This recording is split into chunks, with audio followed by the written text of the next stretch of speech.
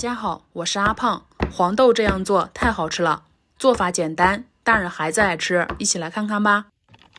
准备适量的毛豆，用清水给它多冲洗几遍，洗干净。洗好后控水捞出。煮锅中加入半锅清水，开大火烧开。烧开后下入毛豆，中小火煮10分钟。毛豆这样煮一下，可以去除豆腥味。用漏勺捞出来，放入漏篮中，再用流动的清水给它冲下凉。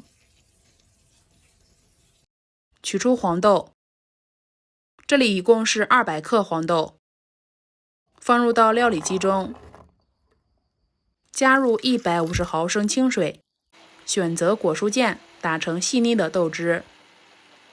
300克高筋面粉里加入3克酵母，先把酵母搅拌均匀，再把打好的豆汁分次少量加进来，搅拌成一个软软的面絮状，再下手揉成一个光滑没有干粉的面团，像这样。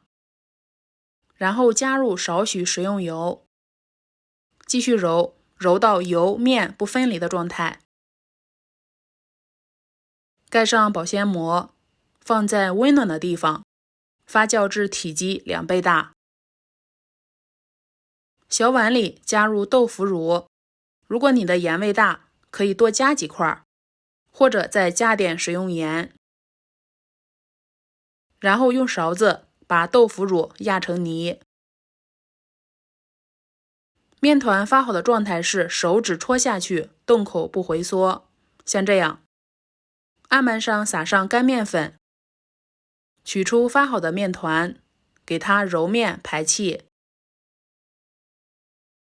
排好气后，把底部给它捏严实，然后翻过来，再整理成一个四方形，撒上干粉防粘，取出擀面杖，把它擀成一个厚度约3毫米的方形大面片，再用擀面杖把边缘修整一下，然后在面片上均匀地放上食用油，再像这样给它对折一下，这样手不用碰油就可以把油涂抹得均匀。接着再把腐乳泥涂抹均匀，再像这样选择一头，把它卷起来。卷好后给它对半切开，放在不粘笼垫上，中间要留有空隙。盖上盖子，2次发酵15分钟，手指轻轻按压能够立刻反弹，说明2次发酵好了。